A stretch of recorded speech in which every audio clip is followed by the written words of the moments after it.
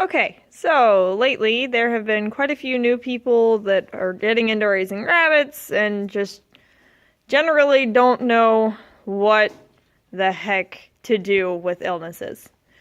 So, breeding and raising rabbits for show, your rabbits get exposed to a lot of things, unfortunately, because not everybody who shows decides to leave their not so healthy animals at home. So you get the whole gauntlet ranging from anything from mites to bloat to coccidiosis and the whole freaking gauntlet. So, that being said, as a responsible rabbit breeder, you have to be prepared for when tragedy strikes and you have an issue with your herd. So, on top of the number one thing that you can do to prevent your one sick animal from becoming many, many sick animals is isolation and, if need be, terminally culling the animal to protect the rest of the population. It's sad, it sucks, it's always your best, but it's life, and it's not worth the rest of your herd for that one animal, unfortunately.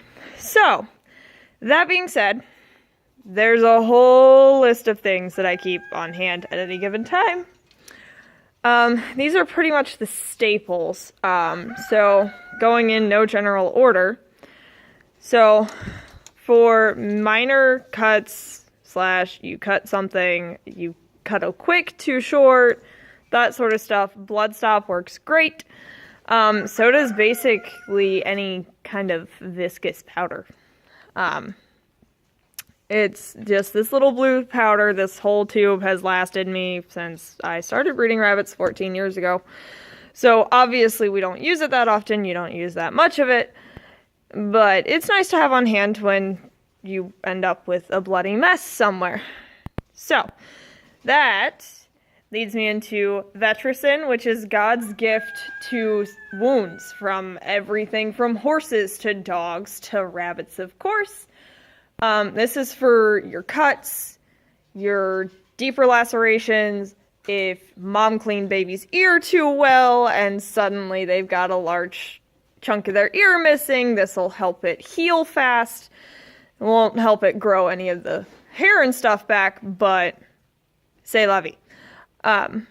So, now we're moving into the less topical stuff, the more internal stuff. So, basics of just what you need to have on hand as far as worming and preventative measures that the whole herd needs to get about every 3 or 4 months. Safeguard is a equine dewormer paste. It works great on all sorts of just random parasites.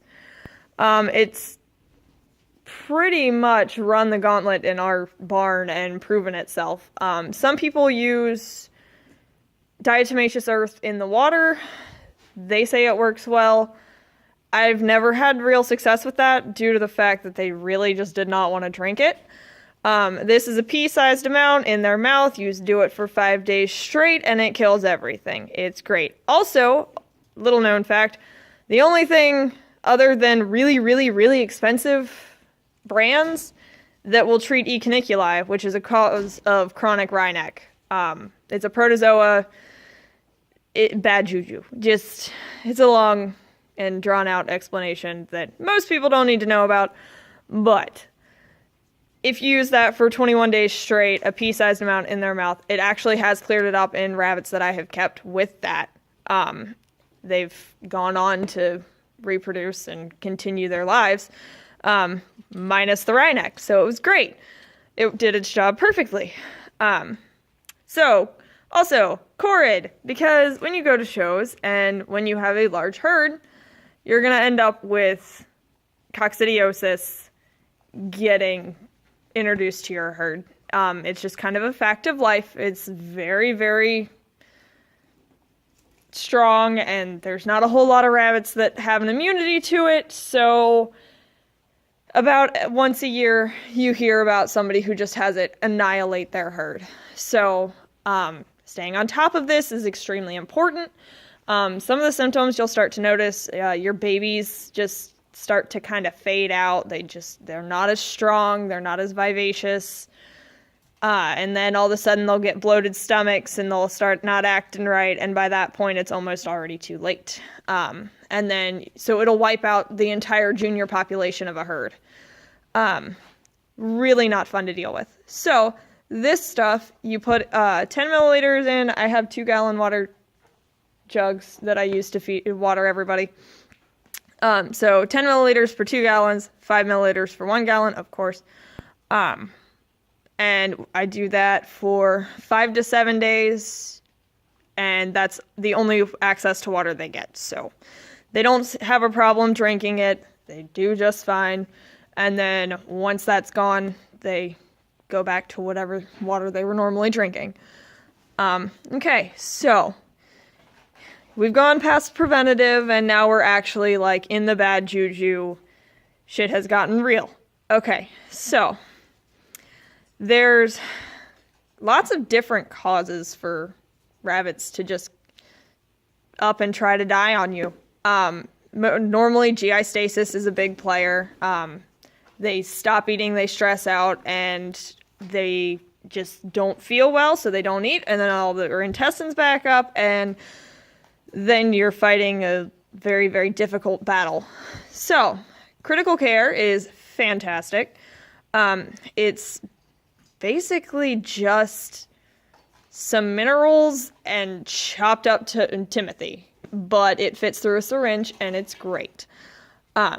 So you can keep that on them as often as you need to, and for as long a period of time as it takes before they either die on their own, which happens, or they get better. So, if GI stasis is a thing, that is a fantastic thing to have on hand. Also, NutriDrops. I swear off these things. They work on rabbits, they work on cavies, they work on all sorts of things. Fantastic. I obviously have a gigantic bottle of it because I have issues as far as like, if anything looks at me funny, I give it a drop of this because it works. Oh, it's even worked on turkeys. That's a long story. Anyways, so it is basically just everything a rabbit needs as far as nutrients goes in a bottle. So it's really easy to syringe feed. It's really easy to get a rabbit to bounce back and get them eating on their own. So then, okay, let's see. Okay, then we've got, hold on, I didn't face it right. Okay, the gas relief. For infants, I use the unflavored whatever version. It's just obviously the store brand. So this is for when your rabbit gets bloated. So a lot of times with coccidiosis infestations or sometimes GI stasis, they'll throw it. But lately with a lot of the feed issues we've been having countrywide, everybody's having feed issues for some reason. But rabbits bloat. We don't know why. All we know is that it's really, really dangerous and they will die in a hurry from it. So this, when they get puffy and they sit in their cage and they don't want to eat, on top of the NutriDrops, I pop them with probably 2 full cc's of this. It breaks down the gas in them since they can't naturally release that.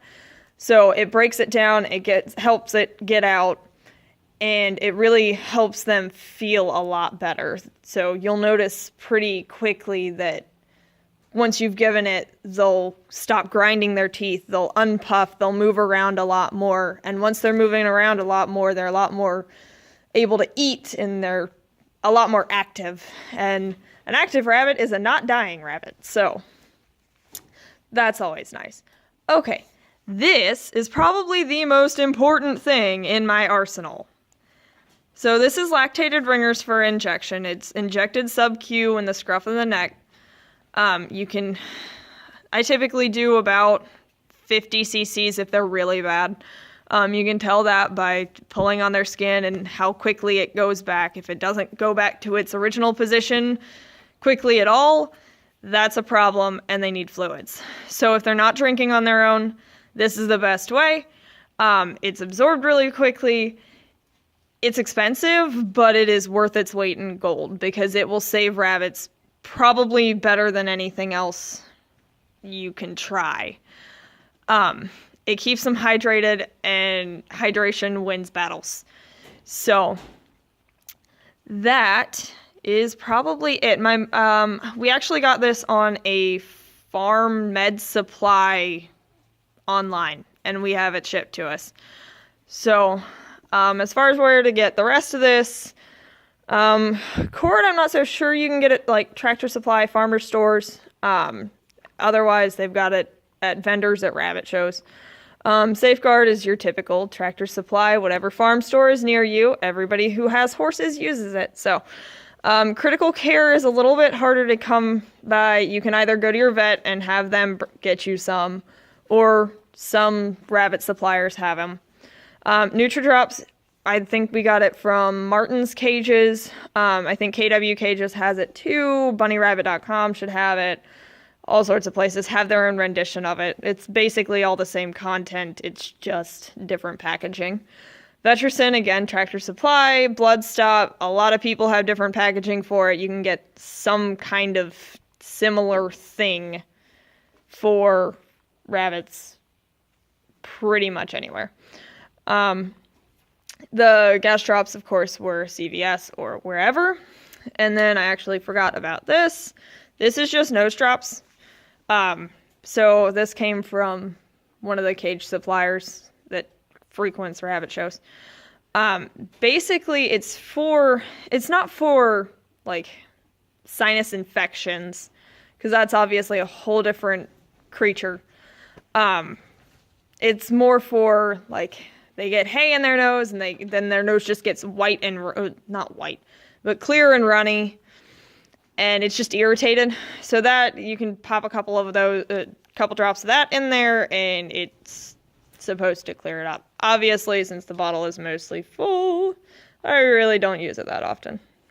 But the only other thing I didn't have out here is penicillin, which is really, really probably one of the most used things.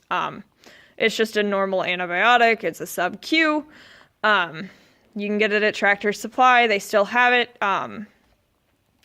Really, that's for mostly your respiratory infections, your pneumonia. Sometimes if a sore hawk gets into like cellulitis and it really inflamed and infected, they need a boost of that. It's kind of I don't want to say an everything drug, but really it kind of is. But yeah, so I think that concludes about what I keep in my medicine cabinet. I actually really did kind of empty out my medicine cabinet for this. But yeah, hope you liked the video. If you have any other questions or any other video suggestions, just go ahead and ask in the comments. That's fine.